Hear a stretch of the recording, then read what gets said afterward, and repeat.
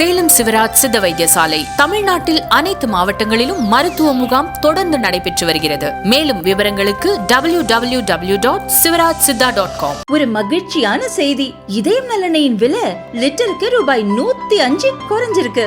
September 2023ல 1 litre இதயம் நல்லெண்ணெயின் அதிகபட்ச விலை ரூபாய் 503. ஆனா இப்ப 1 லிட்டர் இதயம் நல்லெண்ணெயின் விலை ரூபாய் 398 மட்டும்தான் தமிழ்நாட்டுல. அப்ப இனிமே எல்லாரும் இதயம் நல்லெண்ணெய் வாங்கலாம் இல்ல? நேர்களே வணக்கம், இது சாணக்கியா, நான் உங்கள் அருண். இன்று நம்மோடு தமிழகத்தின் முன்னணி விவசாய சங்க தலைவரும் தமிழ்நாடு கல்வி இயக்க சங்க தலைவருமான திரு நல்லசாமி அவர்கள் இணைந்திருக்கிறார். கேட்பதுக்கு நிறைய இருக்கிறது, வாரம் கேட்கலாம். வணக்கம். வணக்கம். நீண்ட நாட்களுக்கு பிறகு சந்திக்கிறோம். நம்ம இந்த இடைப்பட்ட காலத்துல ஒரு முக்கியமான விஷயம் வந்து டாஸ்மாக்ல 1000 கோடிக்கு ஊழல் நடந்திருக்கு அப்படின்ற விஷயம். நீங்க தொடர்ந்து டாஸ்மாக்கு தடை விதித்து மீண்டும் தமிழகத்தில் பழையபடி கல் இறக்குவதற்குன்னு வந்து நம்ம வந்து தடையை நீக்கணும், அதை வந்து நடைமுறைக்கு கொண்டு வரணும், செயல்பாட்டு கொண்டு வரணும், விற்பனைக்கு அனுமதிக்கணும், அது ஒன்றும் அவ்வளவு பெரிய குற்றம் இல்லை அப்படின்ட்டு தொடர்ந்து நீண்ட காலமாக போராடி வருகிறீர்கள். ஒரு பக்கம் டாஸ்மாக் பத்தின ஊழல் பத்தின புகார் வந்திருக்க, மறுபக்கம் கல்லுக்கு ஆதரவான அந்த குரல்கள் வலுத்து வருகிறது. கடந்த ஒரு மாசத்துக்குள்ள மட்டும் இந்த ஒன்றரை மாச நாட்டுல மட்டும் 3 முக்கிய தலைவர்கள் உங்களுடைய முயற்சிக்கு ஆதரவு தெரிவித்திருக்கிறார்கள். தமிழகத்தில் இருக்கக்கூடிய அரசியல் தலைவர்கள் 3 முக்கியமானவர்கள், திரு சீமான் அவர்கள், திரு அண்ணாமலை அவர்கள், திரு டிடிவி தினகரன் அவர்கள், 3 முக்கிய தலைவர்கள் ஆதரவு. இன்னும் பல இயக்கங்கள் ஆதரவு தெரிவிச்சிருக்கிறார்கள். டாஸ்மாக் ஊழல், கல் இறக்கம், உங்கள் பார்வை.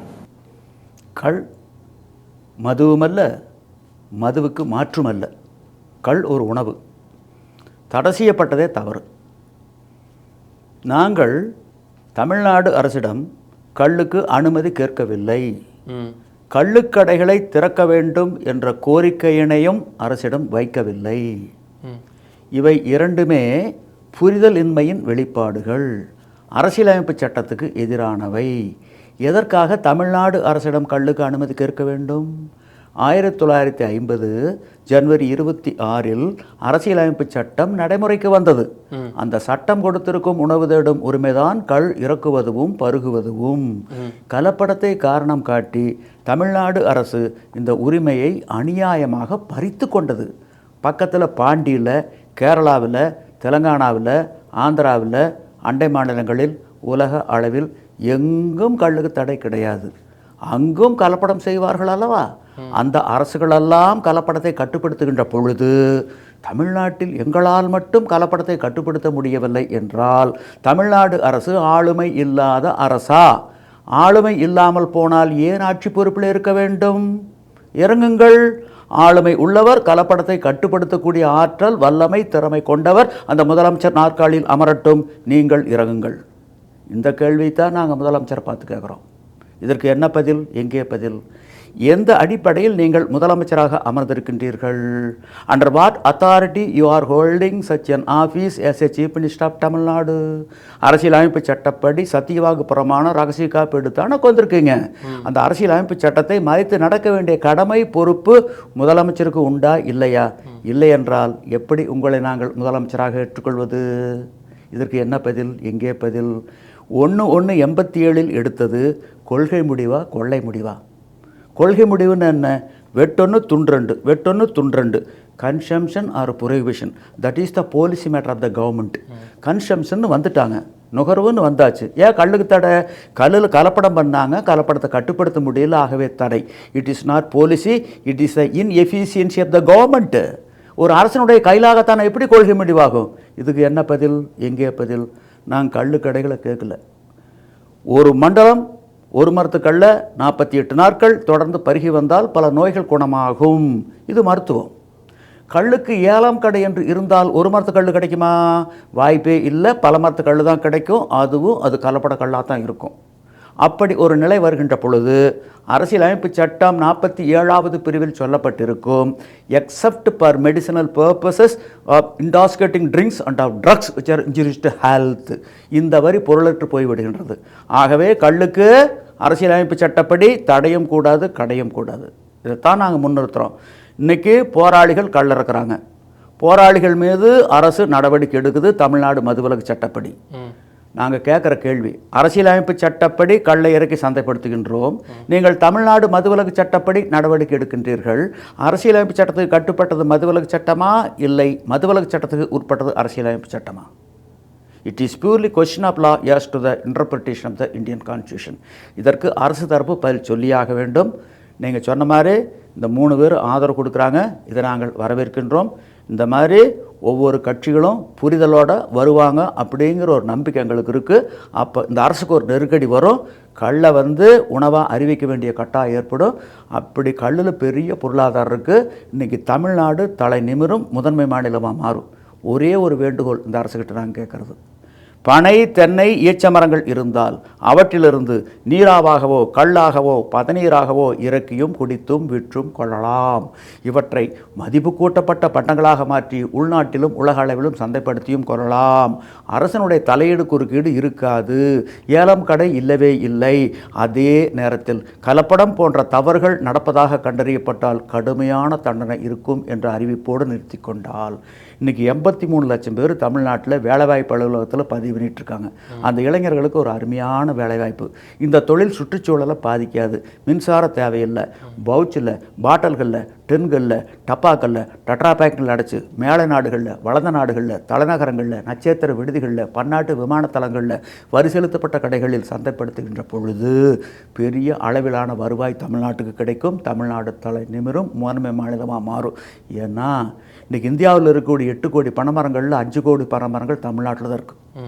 தமிழ்நாட்டுக்கு கிடைத்திருக்கக்கூடிய வாய்ப்பு எந்த ஒரு மாநிலத்துக்கும் இல்லை. இன்றைக்கி பனைகளுக்கு யாராச்சும் நீர் பாய்ச்சிருக்கிறோமா? இல்லை. ரசாயன உரம் போட்டிருக்கிறோமா? இல்லை. பூச்சி மருந்து, பூஞ்சால மருந்து, களக்கொல்லி தெளிச்சிருக்கிறோமா? இல்லை. ஆகவே இவற்றிலிருந்து இறக்கக்கூடிய கல் உலகத்தர வாய்ந்ததாக இருக்கும். இன்றைக்கி பூமி பந்து சூடாகிட்டு இருக்குது. அதனால் இந்த சூழலில் கடின பானங்கள், பிராண்டிக்கோ விஸ்கிக்கோ ரம்முக்கோ சாராயத்துக்கோ ஓட்காவுக்கோ பெரிய வரவேற்பு இருக்காது. கல் போன்ற மின்பானங்களுக்கு தான் நல்ல வரவேற்பு இருக்கும். ஆக பெரிய எதிர்காலம் தமிழ்நாட்டுக்கு இருக்குது. ஆனால் முதல்வர் இதை உணர வேண்டும்.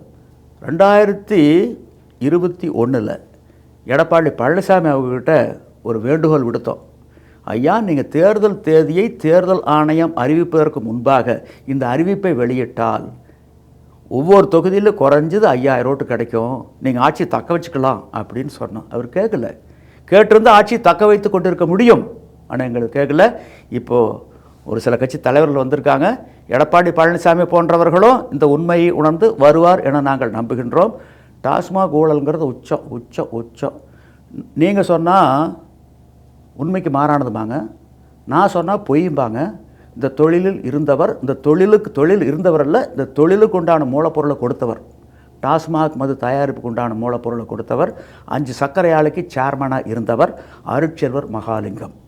10 ஆண்டுகளுக்கு முன்பு அவர் காலமாயிட்டார்.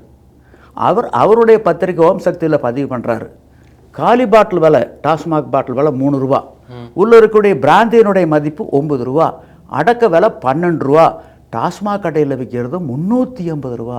எவ்வளவு லாபம் என்பதை கணக்கிட்டு கொள்ளுங்கள். 12 ரூபா பண்டத்தை 350 ரூபாய்க்கு விற்று எவ்வளவு ஆதாயம் வரும்?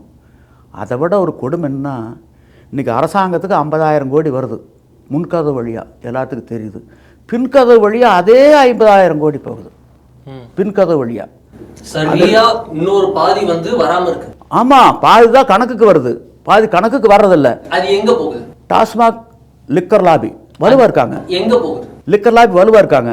அவங்க என்ன பண்ணுறாங்க, தேர்தல் நேரத்தில் எல்லா கட்சிகளுக்கும் கொடுத்துட்றாங்க, ஒரு சில கட்சிகளை தவிர. இடதுசாரி, வலதுசாரி, தேசிய கட்சி, மாநில கட்சி எல்லாருமே கையேந்திடுறாங்க. ஒரு சில கட்சிகள் விதிவிலக்கு. எதுக்காக கையேந்துறாங்க? தேர்தல் செலவுக்காக. 2வது, எங்களுக்காக கையேந்துறாங்க. வாக்காளர்களாகிய நாங்கள் தேர்தல் நேரத்தில் என்ன கேட்குறோம், என் வீட்டில் எவ்வளோ கொடுப்பேன் நீ எனக்குன்னு பேரம் பேசி வாங்கிட்டு தான் குத்துறோம். ஆக அந்த தொகை அப்படியே வாங்கி எங்களுக்கு ஒரு தொகை வருது. ஆக நாங்கள் திருந்தணும். இந்த ஊழலுக்கெல்லாம் முற்றுப்புள்ளி வைக்கணும்னா இதனால் இவன் முடிக்கும் என்றாய்ந்து அதனை அவன் கண் விடல் என்ற அடிப்படையில் நாங்கள் வாக்களிக்க வேண்டும். அதுதான் தீர்வு. அதுதான் அதுக்கு தீர்வு. எவன் கண்? எவன் கண்? நல்லவன் கண். அதாவது ஒரு ஆட்சியாளனை பற்றி 10 மாசம் தான் இருக்குன்றனால நீங்க ஏதோ ஒரு திசை தேர்ந்தெடுத்திருப்பீங்கல்ல, அதனால கேட்குறேன். இல்லை, அதாவது என்னன்னா, குடிதழி ஏன்னா ஒரு 3 தலைவர்கள் ஆதரவு தெரிவிச்சிருக்காங்க. திரு அதை அண்ணாமலை, நாங்கள் வரவேற்கின்றோம். திரு டிடிவி தினகரன், திரு சீமான் 3 பேர். அதை நாங்கள் வரவேற்கின்றோம். அவர்கள் ஆதரித்ததை நாங்கள் வரவேற்கின்றோம். அதே மாதிரி பிற தலைவர்களும் ஆதரிப்பார்கள் என்ற நம்பிக்கை எங்களுக்கு இருக்கு. 20 வருஷத்துக்கு முன்னாடி கல்லுன்னு சொன்ன முகம் சுழிப்பாங்க, இப்போ வரவேற்கிறாங்க. அந்த அளவுக்கு மாறுதல் வந்திருக்கு. நீங்கள் பனை பொருட்கள் மேலே வந்து மக்களுக்கு ஒரு மோகம் வந்திருக்கு. இன்றைக்கி ஒரே ஒரு தீர்வு பனை தான். நீங்கள் கஜா புயல்லாம் வந்ததில்ல, எல்லா மரங்களும் விழுந்துட்டுது, பனைகள் மட்டும் நிமிர்ந்து நின்றுது. ஆழிப்பேரலை தாங்கி நின்ற ஒரே ஒரு மரம் பனை மரம் தான். அதனால தான் கற்பக விரிச்சோ காமதேனும் சொல்லுவாங்க. இதை நோய் தாக்கல. இன்றைக்கி தேங்காய் விலை வந்து சரிபாதிக்கு மேலே எச்சாயிட்டுது. காரணம் வந்து அமெரிக்காவிலேருந்து 2016 ஒரு நோய் வந்தது, ரூகோஸுங்கிற சொல்லக்கூடிய வெள்ளை சுருள் ஈ. அந்த ஈ தாக்குதல் இந்தியாவில் எங்கெங்கே தண்ணி இருக்கோ அங்கெல்லாம் தாக்கியிருக்கு. மேல் பகுதி பூரா கருப்பாயிட்டுது ஓலையில், கீழ்ப்பகுதி பூரா வெள்ளையாக விட்டுது, மேல் பகுதி கருப்பாக விட்டுது, மேலே பூஞ்சாலம், கீழே வந்து அந்த வெள்ளையை தாக்குதல். அதனால் அந்த பூஞ்சாலம் படுத்ததுனால ஒளிச்சேர்க்கை வந்து வெகுவாக குறைஞ்சிருச்சு. இன்றைக்கி கேரளா தான் அதிகமாக பாதிச்சிருக்குது. நிறையா தோப்புகளில் பார்த்தீங்கன்னா மரத்தை வெட்டுறாங்க, அந்த நிலம் வந்துருச்சு. ஆனால் பனைகள் அந்த நோய் தாக்கலை. நீங்கள் கடந்த ஆண்டு இதே தேதியில் 1 கிலோ தேங்காய் பருப்பு 80 ரூபா, இன்றைக்கி 170 ரூபா. இந்த நோயை கட்டுப்படுத்த தவறினால் அடுத்த ஆண்டு இதே தேதியில் ஒரு தேங்காய் வந்து 100 ரூபாய்க்கு மேலே விற்கும், ஒரு இளநீ 200 ரூபாய் தாண்டும். ஆனால் பனைகளை வந்து அந்த நோய் தாக்காது. தென்னைகளை தான் தாக்கியிருக்குது, ஆனால் பனைகளை தாக்காது. இன்றைக்கி தான் பனைகள்லேருந்து இருக்குன்னா இலங்கையில் 2 ஆண்டுகள் கெடாத வகையில் பாட்டிலில், பவுச்சில், டப்பாக்கள், பேக்கிங்கில் அடைச்சி ஏற்றுமதி பண்ணுறாங்கல்ல. அவ்வளோ விஞ்ஞான கண்டுபிடிப்புகள் வளர்ந்துருச்சல்ல, வந்துருச்சல்ல, நாம் பயன்படுத்த வேண்டியதானே. தமிழ்நாடு தலை நிமிரும் முதன்மை மாநிலமாக மாறும். பனை பொருளாதாரம் தமிழ்நாட்டை உயர்த்தி நிறுத்தும். இது பனையுடைய அந்த கல்லு, பதனி, நொங்கு இது நமக்கு தெரிஞ்ச விஷயம். இதோடைய மருத்துவ பலன்கள்னா இன்னும் கொஞ்சம் எளிமையா சொல்லுங்க. இப்ப நான் மருத்துவர்கள் கிட்ட கேட்டேன்னா அவங்க வந்து குளுமை இது அதுன்னு சில சொல்லுவாங்க. பட் அதை தாண்டி நீங்க அதுலயே இருக்கீங்கன்றனால கேட்கறேன், இன்னும் கொஞ்சம் இன்டெப்தா சொல்ல முடியுமா? பனை அது சார்ந்து வரக்கூடிய பொருட்களால் இருக்கக்கூடிய பணங்கள் கண்டு உட்பட ஏகப்பட்ட விஷயங்கள் இருக்கு. இதான் வரக்கூடிய நற்பலன்கள் என்ன? அதாவது ஒரு பழக பாலும் புளிக்கும்னாங்க.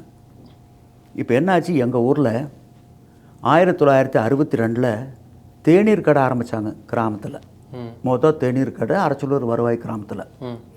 அப்போது சாதா டீன்னு சொல்லுவாங்க. சாதா டீனா கருப்பு டீயில் போடுறது சாதா டீ 3 பைசா, சீனி சர்க்கரையில் போட்டால் 5 பைசா.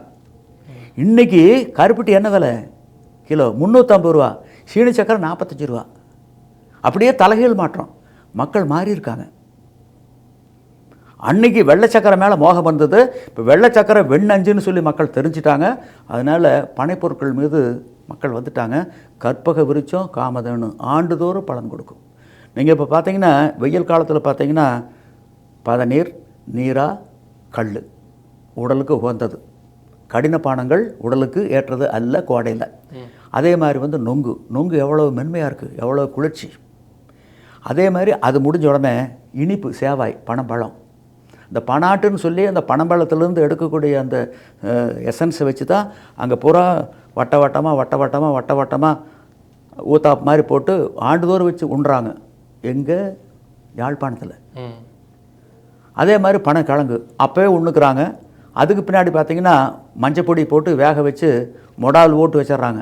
அது வருஷக்கணக்கில் எடுத்து பயன்படுத்துகிறாங்க. ஆக பனை பொருளாதாரம் வந்து ஆண்டு முழுவதும் பயன்படுத்தக்கூடிய ஒரு பொருளாதாரம். ரெண்டாவது, தாய்ப்பாலில் லோரிக் ஆசிட் இருக்குது. தாய்ப்பாலுக்கு அடுத்தபடியாக வந்து கல் இருக்குது, பதநீரில் இருக்குது, நீராவில் இருக்குது. உடலுக்கு தேவையான ஊட்டச்சத்துக்கள் எல்லாமே இருக்குது. இப்போது உதாரணத்துக்கு ஒரு கல் இருக்குது, கொண்டு நிலத்தில் கொட்டுங்க, எவ்வளோ உயிரினங்கள் வருது தேடிக்கிட்டு. காரணம் உணவுங்கிறதுனால. அதே டாஸ்மாக் மதுவை கொண்டுட்டு போய் கொட்டுங்க, இருக்கிறது இறந்துடும். சரி, இப்போ அரசாங்கம் வந்து டாஸ்மாக் கடை வச்சு நடத்துகிறாங்கல்ல, நாங்கள் அரசாங்கத்துக்கு ஒரு சவால் விடுறோம். நாங்கள் ஒரு குழந்தைய கொண்டுகிட்டு வர்றோம். அரசு தரப்பில் ஒரு குழந்தை, டாஸ்மாக் தரப்பில் ஒரு குழந்தைய கொண்டுட்டு வரட்டு. 2 குழந்தைகளும் ஒரு அரசு மருத்துவமனையில் செவிலியருடைய பராமரிப்பில், மருத்துவருடைய கண்காணிப்பில் அந்த 2 குழந்தைகள் இருக்கட்டு. நம்ம குழந்தைக்கு வந்து கல்லை கொடுப்போம், அந்த குழந்தைக்கு வந்து டாஸ்மாக் மதுவு கொடுக்கட்டு. 2 நாள் கழித்து பார்ப்போம் எந்த குழந்தை ஆரோக்கியமாக இருக்குதுன்னு பார்ப்போம். அப்படின்னா எதுக்கு கல்லுக்கு தடை? இதான் நாங்கள் கேட்குறோம். அதாவது டாஸ்மாக் மதுக்கள்னால் நீங்கள் வந்து டாஸ்மாக் கடையில் விற்கிறாங்க இல்லைங்க பிராண்டின்னு, அந்த பிராண்டியில் பார்த்தீங்கன்னா திராட்சை ஒரு படம் இருக்கும், ஒரு கொத்தாக இருக்கும். சத்தியமாக திராட்சைக்கு அதுக்கு சம்மந்தமே கிடையாது, திராட்சையிலும் தயாரிக்கிறதே கிடையாது. ஜென்ரலாக பெர்செப்ஷன் வந்து விஷயம் தெரிஞ்ச பலரை தாண்டி பார்த்தோன்னா பொதுவான இது என்னன்னு பார்த்தோம்னா ஒயினுடைய எக்ஸ்டெண்டட் வெர்ஷன் தான். ஆமாம், அதுதான் பிராண்டி. ஒயின்கிறது வந்து கல் வடித்தெடுத்த பிராண்டி. அது வந்து ப்ரூவரிஸில் கிடைக்கக்கூடியது வைனு. அதை வடித்தெடுக்கும் போது டிஸ்டிலேஷன் அதில் கிடைக்கக்கூடியது பிராண்டி. ஆக பழத்திலிருந்து குறிப்பாக திராட்சையிலிருந்து தயாரிக்கக்கூடியது பிராண்டி. விஸ்கிங்கிறது தானியத்து மூலப்பொருளாக கொண்டு தயாரிக்கக்கூடியது விஸ்கி. அப்புறம் ரம்முன்னா அதுக்கு மூலப்பொருள் வந்து கரும்பு சாறு. இப்போ பென்னின்னு ஒன்று கோவாவில் ஒரு மது இருக்குது, அதுக்கு மூலப்பொருள் வந்து முந்திரி. ரஷ்ய நாட்டினுடைய மது வோட்கா, மூலப்பொருள் உருளைக்கிழங்கு. சைனா நாட்டினுடைய மது வந்து மவுத்தாய், மூலப்பொருள் நெல். இப்படி மூலப்பொருளை வச்சு தான் பேர் மாறுபடுது. ஆனால் இங்கே பிராண்டி, விஸ்கி, ரம்மு, ஜின்னு எல்லாமுக்கும் ஒரே மூலப்பொருள் மொலாசஸ். சர்க்கரை ஆலையில் இருந்து பெறக்கூடிய ரசாயன கழிவுலேருந்து மதுக்களை தயாரித்து வீட்டுக்கு நாட்டுக்கு உயிருக்கு கேடுன்னு குப்பியில் எழுதி அந்த பாட்டிலுடைய வடிவத்தை மாற்றி ஆல்காரோடைய அளவை மாற்றி நிறத்தை மாற்றி வெவ்வேறு பேரில் சந்தைப்படுத்துகிறீங்களே, இது கொஞ்சம் கொஞ்சமாக கொல்லுகின்ற விஷம் இல்லையா? மக்களை ஏமாற்றுகின்ற ஒரு பித்தலாட்டம் பெரட்டு இல்லையா?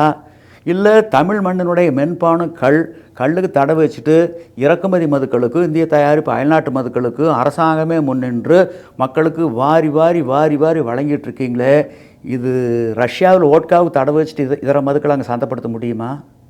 சைனாவில் மவுத்தாய்க்கு தடை, மற்ற மதுக்களுக்கு கடைனா முடியுமா? ஸ்காட்லாந்தில் ஸ்காட்ச் விஸ்கி தயார் பண்ணக்கூடாது, குடிக்கக்கூடாது, மற்ற இறக்குமதி மதுக்களே குடிச்சிக்கலாம்னா முடியுமா? ஆக அதனால தான் ஒரு புலவன் சொன்னேன், தமிழர் என்ற ஒரு இனம் உண்டு, தனியாக அதற்கு ஒரு குணம் உண்டுன்னு. இதையெல்லாம் தாங்கிக்கக்கூடிய ஒரு குணம் இருக்குது. நான் வேதனைப்படுறேன், வெக்கப்படுறேன். இல்லை, லாய்ஸ் Jeremy Bentham, the father of the law, என்ன சொல்கிறாரு சட்டத்துக்கு வரையறை சொல்லும்போது, law is an evil, lesser evil will be inherited law. சட்டம் என்பது கெடுதி விளைவிக்கக்கூடியது, எது குறைவான கெடுதி விளைவிக்கக்கூடியதோ அதை சட்டமாக ஏற்றப்பட வேண்டும்ங்கிறாரு. If it is evil which is lesser evil டோடியர் ஐஎம்எஃப்எல். இதுக்கு என்ன பதில் சொல்கிறாங்க ஆட்சியாளர்கள்? வரட்டு வாரத்துக்கு நாங்கள் கொடுக்குற 10 கோடி ரூபா, இதே முதலமைச்சர் இருக்கார், துணை முதல்வர் இருக்கார், அவர்கிட்ட அவங்க தரப்பில் மாண்புமிகு அமைச்சர்கள் இருக்காங்க, ஐஏஎஸ் ஐபிஎஸ் அதிகாரிகள் இருக்காங்க, சட்ட வல்லுநர் இருக்காங்க. வரட்டும், ஒரு பக்கம் வரட்டும், எங்கள் தரப்பில் ஒருத்தருக்கு வர்றோம், வாதவாதம் நடக்கட்டும். சட்டம் ஒழுங்கு பாதுகாப்பு கருதி பத்திரிகை ஊடகங்கள் மட்டுமே பார்வையாளர்கள், நேரடி ஒளிபரப்பு இருக்கட்டும், நடக்கட்டும் வாதவாதம். அந்த வாத விவாதத்தில் கள்ளுமுறை தடை செய்யப்பட வேண்டிய போதைப் பொருள் தான் என அரசு தரப்பு நிரூபித்து விட்டால் தமிழ்நாடு கள்ளியக்கம் தன்னுடைய நிலைப்பாட்டை மாற்றிக்கொள்ளும், தோல்வியை தவறை ஒப்புக்கொள்ளும், வெற்றி பெற்ற அவர்களுக்கு 10 கோடி ரூபாய் பரிசும் கொடுக்கும். அது அவங்களுக்கு சொற்ப தொகை, எங்களுக்கு பெரிய தொகை. அது ரெண்டாவது, இதே முதலமைச்சர் தரப்பு வந்து வாதத்தில் கள்ளியக்கத்தை வென்றுவிட்டால் அடுத்து ஆட்சியை தக்க வைத்துக் கொள்வதற்கு ஒரு அருமையான வாய்ப்பு கிடைக்கும். எடப்பாடி பழனிசாமி அவர்கள் வந்து, விஜய் போன்றவர்கள் வந்து இந்த வாதத்தில் கள்ளியக்கத்தை வென்றுவிட்டால் மக்களுடைய இதயங்களில் இடம் பிடிப்பார். மீண்டும் ஆட்சியை பிடிப்பதற்கு எடப்பாடி பழனிசாமி அவர்களுக்கு ஒரு வாய்ப்பு கிடைக்கும். விஜய் போன்றவர்களுக்கு புதிதாக ஆட்சியை பிடிப்பதற்கு உண்டான சூழல் உருவாகும். இந்த அரிய வாய்ப்புன்னு பயன்படுத்திங்க. நான் பெருமைக்காக சொல்ல, கலைஞர் எங்களை கண்டு ஓடினவங்க தான். அவர் ஓடினார். ஜெயலலிதா அவங்களும் ஓடினாங்க, இபிஎஸ் ஓபிஎஸ் வகைராக்களும் ஓடினாங்க, இப்போ இருக்கக்கூடிய ஸ்டாலினும் ஓடினார். நேருக்கு நேர் வர சொல்லுங்க வாதத்துக்கு. ஒலித்த காலம் நாம் ஒவ்வொரு எலிப்பகை நாகம் உயிர் பக்கிடும். ஆயிரக்கணக்கான எலிகள் ஒன்றிணைந்து வந்தாலும் நாகம் தலை தூக்குனா நாகத்தினுடைய காத்துப்பட்டா எலிகள்லாம் மடிஞ்சிரு. அந்த மாதிரி எங்ககிட்ட நியாயம் இருக்குது. எங்களுடைய நிலைப்பாட்டை மாற்றிக்கிறதுக்கு நாங்கள் தயார். தோல்வியை அப்படியே அவர்கள் வெற்றி பெற்று விட்டால் தோல்வியை தவறை ஒப்புக்கொள்வோம். அந்த நிலை வருகின்ற பொழுது நாங்கள் இந்த இயக்கம் சான்றாண்மை பட்டியலில் வைக்கப்படும். அதான் வள்ளுவர் பதிவு பண்ணுறாரு. சால்பிற்கு கட்டளை யாதனில் தோல்வி தொலையலார் கண்ணும் கொள்ளல். ஒரு மனிதன் சான்றோனா இல்லையா என்பதற்கு உரைகள் எது என்றால், தோல்வியை தவறை ஒப்புக்கொண்டு தன்னுடைய நிலைப்பாட்டை மாற்றிக்கொள்பவன் சான்றோன். அந்த அடிப்படையில் பார்க்கின்ற பொழுது கள்ளியக்கத்தினுடைய வரலாற்றில் தோல்வி என்ற பதிவுக்கு இடம் இல்லவே இல்லை, இல்லவே இல்லை, இல்லவே இல்லை. ஈடியோட அந்த அறிக்கையில பார்க்கும்போது சில நிறுவனங்களை குறிப்பிட்டு டாஸ்மாக்கு அந்த நிறுவனங்களுக்கும் அதிகாரிகளுக்கும் நேரடி பண கையாடல் நடந்திருக்கிறதா இடி வந்து அமலாக்கத்துறை சொல்லியிருக்கு. அதை வச்சு பார்க்கும்போது நீங்க ஒரு விஷயத்தையும் சொன்னீங்க, டாஸ்மாக் லாபின்னு ஒண்ணு இருக்கு. அவங்க வந்து தேர்தல் நேரத்துல பணத்தை கொடுக்குறாங்க சில கட்சிகளுக்கு. அதனால அரசியல் தலைவர்கள்லாம் வந்து பேச மறுக்கிறாங்க. கல் இயக்கத்துக்கு மித்த நேரம்லாம் ஆதரவு கொடுக்குறாங்க, இல்ல கொடுக்காம இருக்காங்க. தேர்தல் நேரத்துல கப்சிப்புன்னு ஆயிடுறாங்க, டாஸ்மாக் இருந்துட்டு போட்டுன்ற மாதிரியே போறாங்க. அவங்க ஒரு பெரிய டாஸ்மாக் லாபி இருக்குன்னு சொல்றீங்க. நான் இதை பொருத்தி பார்த்தா கேட்கணும்னு நினைக்கிறேன். நிறுவனங்கள் உங்களுக்கு வந்து பேக் எண்ட்ல ஒரு பிரஷர் கொடுக்குறாங்களா? யாருங்க? கல் இயக்கம் இந்த விஷயத்தை வரவிடாம தடுப்பதற்கு அரசு மூலியமாக அரசுக்கு ஏதோ ஒரு நெருக்கடி சூழல் ஏற்படுத்துறாங்களா? நிறுவனங்கள் நேரடியாக எங்ககிட்ட வந்து மோதற்கு அவங்க தயாரா இல்லை. ஓகே, மறைமுகமாக தான் செய்கிறாங்க. அரசிடம் அவங்க நல்ல தொடர்பு இருக்குது, ஆட்சியாளர்களிடம் தொடர்பு இருக்குது. ஆனால் இப்போ எங்களை நசுக்கிறதுக்கு தான் பார்க்குறாங்க. எங்களுக்கு நசுக்கிறதுக்கு யாரை வச்சு பார்க்குறாங்கன்னா மதுவிலக்கு பிரிவு வச்சு பார்க்குறாங்க. மதுவிலக்கு பிரிவுன்னு ஒரு பிரிவு இருக்குது. நீங்களே மதுன்னு வந்துட்டீங்க, இறக்குமதி மதுக்கள் தாராளமாக ஏராளமாக நட்சத்திர விடுதிகளில், பன்னாட்டு விமானத்தலங்களில், வரி செலுத்தப்பட்ட கடங்களில் தாராளமாக கிடைக்குது. இதே சென்னையில் இல்லையா? கிடைக்குதல்ல. டாஸ்மாக் மதுக்கள் தெருவுக்கு 7 கடை போட்டு அரசாங்கமே வாரி வாரி மக்களுக்கு வழங்கிட்டு இருக்காங்க. ஆக மதுன்னு வந்தாச்சு. மதுவிலக்கு எதுக்கு? மதுவிலக்கு பிரிவு எதுக்கு என்ன பண்ணுறாங்கன்னா, இன்றைக்கி நான் இப்போ இந்த நிகழ்ச்சியை முடிச்சுட்டு நான் ஈசிஆர் போகிறேன். ஈசிஆர் சாலையில் மகாபலிபுரத்துக்கு அந்தப்புறம் பனைகள் நிறையா இருக்குது.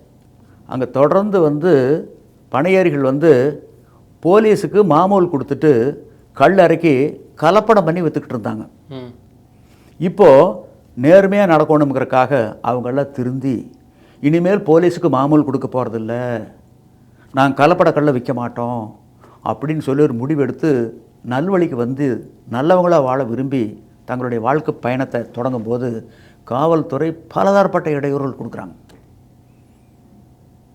மரத்தில் கால் வைக்கக்கூடாது, வச்சுன்னா நடக்கிறதே வேறு, பொய் வழக்கு போடுவோம், விரட்டுறாங்க. இதுக்கு வந்து அரசியல் கட்சிகள்லாம் வந்து மௌனம் சாதிக்கிறாங்க.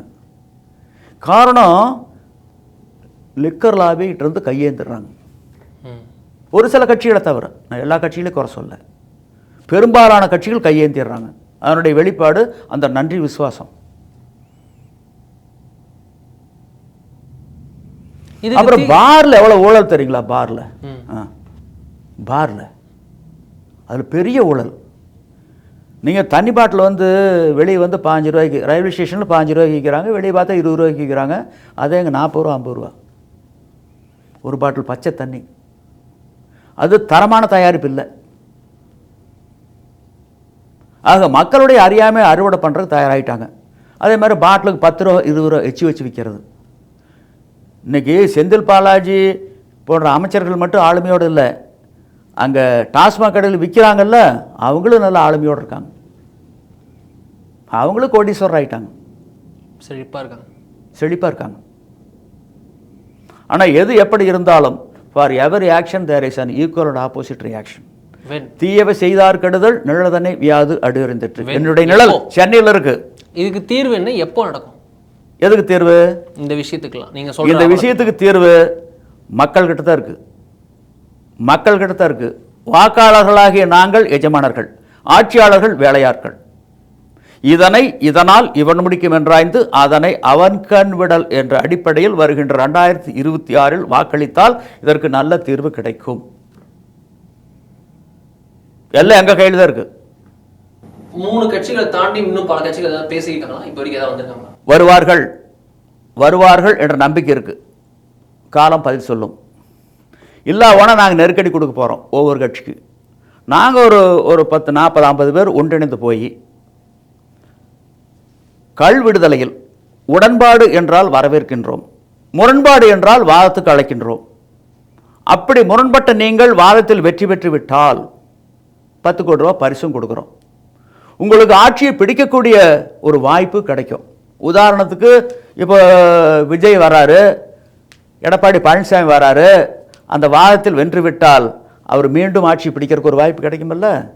இவருக்கு புதிதாக முதலமைச்சராக உண்டான வாய்ப்பு விஜய் கிடைக்குமல்ல. மக்களுடைய இதயங்களில் இடம் பிடிப்பார்ல, அந்த வாய்ப்பு ஏற்படுத்திங்க. இல்லை நாங்கள் 2க்கு தயாராக இல்லைன்னா எதுக்கு உங்களுக்கு கட்சி, எதுக்கு தலைவர் பதவி? இந்த கேள்விக்கு பதில் சொல்லியாக வேண்டும். விட போகிறதில்லை, எந்த ஒரு கட்சியும் விட போகிறதில்லை. இது ஜனநாயக நாடு, அவர்களுடைய வேட்டைக்காடு அல்ல. We want transparency. விட போகிறதில்லை. எந்த ஒரு கட்சி விட போகிறதில்ல. இடதுசாரி வலதுசாரி தேசிய கட்சி மாநில கட்சி எந்த கட்சியாக இருந்தாலும் ஒன்று உடன்பாடுனா வரவேற்கிறோம், முரண்பாடுனா வாரத்துக்கு வாங்கிக்கிங்க 10 கோடி. இதற்கு இரண்டுக்கும் தயாராக இல்லைன்னா எது கட்சி, எதுக்கு உங்களுக்கு தலைவர் பதவி? இந்த கேள்விக்கு பதில் சொல்லி ஆக வேண்டும். மீனுக்கு வாழையும் பாம்புக்கு தலையும் காட்டிட்டு போகக்கூடாது. ரொம்ப நன்றி. நம்முடைய பல விஷயம் குறித்து விரிவாக பேசுறதுக்காக மிக்க நன்றி. நன்றி. ஒரு நல்ல காலம் நல்ல எதிர்காலம் இருக்கும்.